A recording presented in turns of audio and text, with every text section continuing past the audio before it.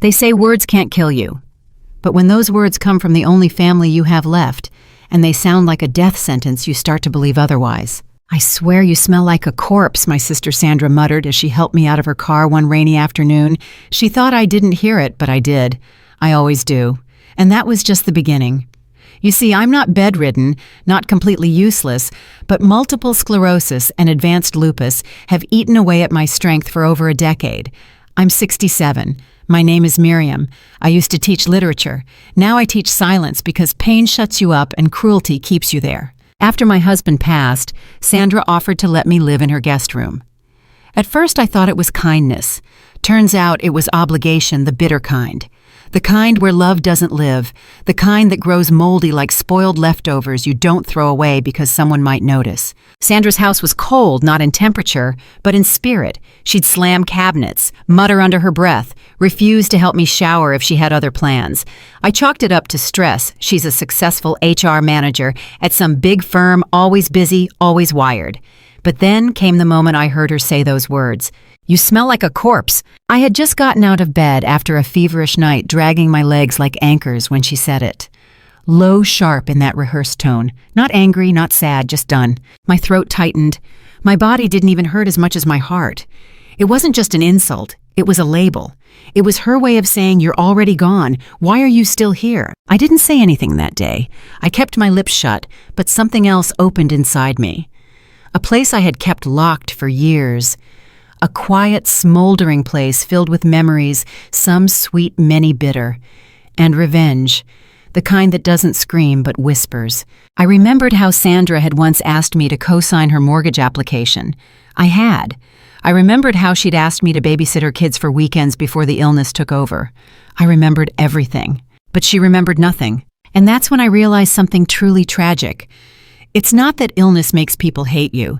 It's that illness gives people permission to forget who you were, to treat you like a burden instead of a human being. So I started to watch and listen, because if she could say I smelled like a corpse, she clearly forgot I was still alive and still capable. That day, I picked up a pen, and in shaky, cramped letters, I started my journal, the one that would later become a weapon. She had no idea what I would send. A week after that whispered insult, Sandra invited a few coworkers over for dinner. It was her promotion celebration, regional HR director. I wasn't supposed to come out of my room, but she forgot to lock the hallway light switch, and I needed water. When I shuffled to the kitchen in my robe and socks, she froze mid-laugh with her wineglass raised. "Oh," she said, lips pursed. "You're awake." The way she said it, like I had crashed her wedding. Everyone looked at me like I was an exhibit, something wheeled in by mistake. I nodded politely and reached for the sink.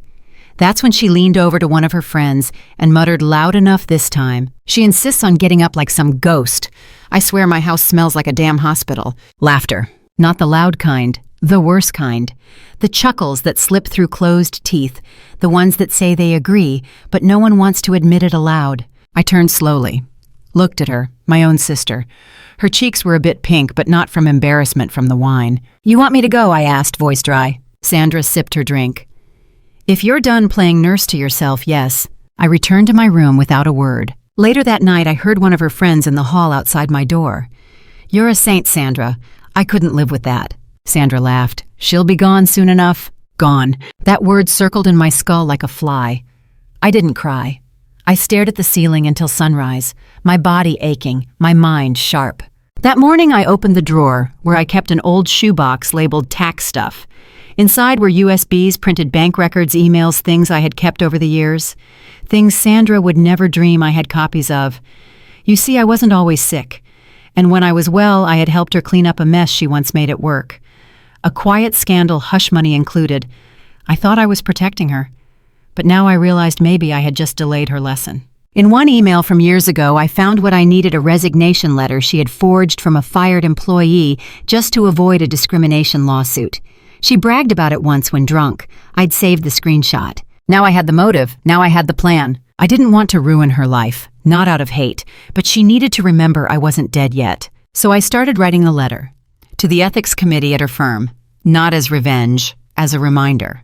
"You said I smell like a corpse," I wrote at the bottom in shaky ink. "But dead things don't talk, and they don't send mail." I smiled as I sealed the envelope. because this time the silence would be hers. That night was quiet in the way thunderstorms feel before the first crack. I sat on my bed, the envelope resting on my lap like a newborn secret. My hands trembled not from fear, but from years of fatigue. My body may have been decaying, but my spirit had never been more awake. The next morning, I asked Sandra if I could borrow her printer. She didn't even look at me when she said, "Don't touch my things. Use your useless notebook or something." I nodded. She didn't know I had already printed everything at the public library down the street 3 days ago. I had taken the walker, worn a scarf to hide my swollen neck, and pretended I was researching poems for my memoir. No one asked questions. No one ever does when an old woman struggles through life. They just look away. Back in my room, I reviewed the flash drive one last time. The contents were simple but damning. The forged resignation letter. The time-stamped email Sandra had sent from her work account bragging about it. A voice memo I had quietly recorded years ago where she said if anyone finds out, I'll just cry and say it was stress. I uploaded everything to the USB and labeled it plainly Employee Fraud Confidential. The hardest part wasn't the content. It was accepting what I had to do. You see, I loved my sister once. I still remember when we were kids and she protected me from bullies. I remember when she sneaked chocolates into my hospital room the first time I was diagnosed. But somewhere between my decline and her rise, I became a stain on her polished life. And now I was erasing that stain by reminding her it had always been her ink. I made the package look like a standard HR complaint typed in formal language. Anonymous return address. Attention to the internal compliance office at her firm. Then I waited. I heard her heels click past my door every morning like clockwork. She was always in a rush, always muttering to herself, always too busy to remember she wasn't the only person breathing in the house. 3 days later, she came home later than usual. I heard her slam the door, then the kitchen drawer. The wine cork popped faster than usual. Her phone call was loud, panicked. "What do you mean someone submitted a complaint about me? There's no..." "What files?" No, I didn't." "That's fabricated." She was pacing. "No, you can't suspend me based on anonymous trash." Silence. Then I heard it.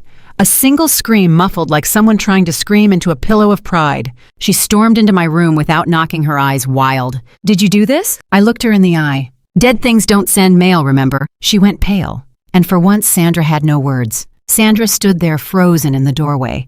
Her chest heaved like she'd just run a marathon, though it wasn't stares that exhausted her. It was truth. Her voice, when it finally came, wasn't angry, it was terrified. "They're launching an internal investigation," she whispered. "Legal's involved, compliance, HR board." She clutched her phone with white knuckles. You don't know what you've done." I tilted my head slowly the way a cat does when observing a fallen bird. "Oh, but I do," I said. She rushed toward me, grabbing the edge of my blanket. "Miriam, listen. You've always been sick. You're confused. You don't know what you're doing." "Don't," I snapped, and the sound of my voice startled even me. I hadn't heard it that sharp in years. "Don't use my illness to cover your lies." Her mouth opened, then closed. I saw the panic, the kind people feel when they realize they can't guilt their way out of consequence. "You used me." I continued, my voice trembling with rage and release. "You took my name, my signature, my loyalty. You called me family until I became inconvenient." "I was helping you," she said through clenched teeth. "No, Sandra, you were helping yourself. And when I became a reminder of everything you wanted to forget, you tried to erase me." We sat in a silence so thick it was hard to breathe. She dropped the blanket and stood upright, her mask cracking with every passing second. "They won't believe it," she finally muttered. "You're just a sick old woman." I smiled softly, bitterly. "Then they'll ignore it, but you'll still know, and so will I." I turned away and stared at the wall. My body was exhausted. My hands, curled from joint pain, were resting on my lap like folded wings, but my mind was soaring. She didn't say another word. She left the room, slammed the door, and I could hear her sobbing in the hallway. The next morning, she didn't go to work. She didn't speak to me for 2 days. But she did answer the door when a courier arrived with an official envelope signed by her company's internal affairs department. Her hands trembled when she signed for it. She didn't even open it in front of me, just clutched it to her chest and walked away like she was carrying a ticking bomb. I sat there in the stillness of my room and let out a long, shaking breath. My joints ached, but my soul felt clean for the first time in years. Because I hadn't just stood up for myself, I had reminded her I existed. I was not dead. And now neither were the consequences she tried so hard to bury. Sandra stopped eating at the dining table. She took her meals upstairs, slammed doors instead of saying goodbye, and muttered to herself when she passed my door. The fear in her was palpable, like the scent of something sour left too long in the fridge. Faint but unmistakable. On the third day, a second envelope arrived. This time, it bore a red stamp, urgent, response required. She stood at the front door, with it in her hand for nearly 10 minutes before moving. When she finally did, she went straight to the kitchen, tore the envelope open, and scanned its contents. I couldn't see her face from the hallway, but I heard the crash. Her wine glass had shattered on the floor. Later, I overheard her on the phone with her lawyer. "They want a written statement," she hissed. "They have files, Jackson. Screenshots, emails. No, I don't know how they got them. Who would have kept all that?" Her voice cracked. "They said if I don't cooperate, they'll escalate to the regulatory board. I could lose my license." I closed my eyes and let her words wash over me like music, because I remembered. I remembered her sneering at my medication side effects. I remembered her skipping my hospital appointments for more important meetings. I remembered the dinner parties where she paraded me like a charity case and rolled her eyes when I struggled to keep up. She thought I was rotting, that my body had decayed so much it had taken my dignity with it. But dignity doesn't come from muscle. It comes from memory. And I had never forgotten who I was. The next morning, she knocked on my door. Her voice was low, cautious. "Miriam, can we talk?" I looked up from my notebook. "About what?" She opened the door slowly and stood there, eyes, hollow lips dry. "They're putting me on probation. They might terminate me depending on how this unfolds. Legal wants me to turn over all my communications from the last 5 years. I nodded. "Sounds thorough." She stepped inside. "Did you do this to ruin me?" I looked at her. Truly looked at her. This woman who once braided my hair before school. This woman who sang lullabies to me when I cried after Mom died. This woman who now looked like a stranger. "No," I said quietly. "I did it to remind you that you don't get to rewrite who I am, or erase me just because I'm inconvenient." Her eyes welled up. I was overwhelmed. "I didn't know how to care for you. I was angry. I was scared." "So was I whispered. "But I never used that as a reason to stop being your sister." She didn't reply. She turned and left the room. But the silence that followed wasn't cruel. It was heavy with guilt, yes, but maybe, just maybe with reflection too. The fallout came quietly like a slow leak from a tire. No explosion, no spectacle. Just a gradual collapse of the life Sandra had so carefully built on top of silence. A week after her probation notice, she officially stepped down from her position. The company released a statement citing internal ethical concerns. Her name was scrubbed from their leadership page within hours. She stopped wearing her power suits. The phone calls dwindled. The house, once filled with clicking heels and hushed business calls, now echoed with absence. She didn't speak to me for days, not with hate, not with coldness, just nothing, as if words themselves had betrayed her. Then one afternoon I heard the soft knock again. I expected confrontation, but instead she entered with a folded blanket, a tray of soup, and a trembling apology in her eyes. "I haven't been the sister you deserved," she said. "I don't know how to undo what I've done." I stared at her for a long moment. Her hair wasn't done. Her eyes weren't sharp. She looked human, not the polished mask I had known for years, just a woman stripped of title, stripped of armor. "I never wanted to undo you," I said. "I just wanted you to see me, not my wheelchair, not my prescriptions, me." She placed the tray on my nightstand and sat at the edge of the bed, careful not to touch me. "You could have destroyed me." "No," I said. "You were already doing that yourself." Her face crumpled, and she nodded slowly as if accepting a verdict she knew she deserved. That night, she stayed home. No wine, no phone calls. She cooked quietly and left my door open while she worked. The silence between us had shifted, not gone, but softer. The world outside kept turning. My illness didn't improve. My hands still curled on cold mornings. My body still trembled when I tried to hold a cup. But my heart, it was lighter, because I wasn't invisible anymore. A week later, I received a letter in the mail, handwritten shaky, but from someone I hadn't spoken to in years, our cousin Marie. She wrote, "I heard what happened with Sandra. She called me. She cried. She told me everything. I don't know what you sent her, but whatever it was, thank you. You woke something up in her, and maybe in the rest of us too." I smiled at that letter, folded it, placed it in the same shoebox where the USB once lived. Sandra never asked what else I had. I never offered to tell her. But she treated me differently from then on, not with pity, not with performative kindness. Just like a sister. For the first time in years, I felt like I had come back from the dead. Not to haunt her, but to remind her I was never gone. Illness strips you of many things: mobility, independence, even confidence.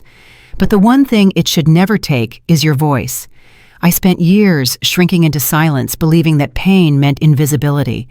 I let people, my own sister, decide who I was based on what I could no longer do. But dignity isn't measured by strength or status.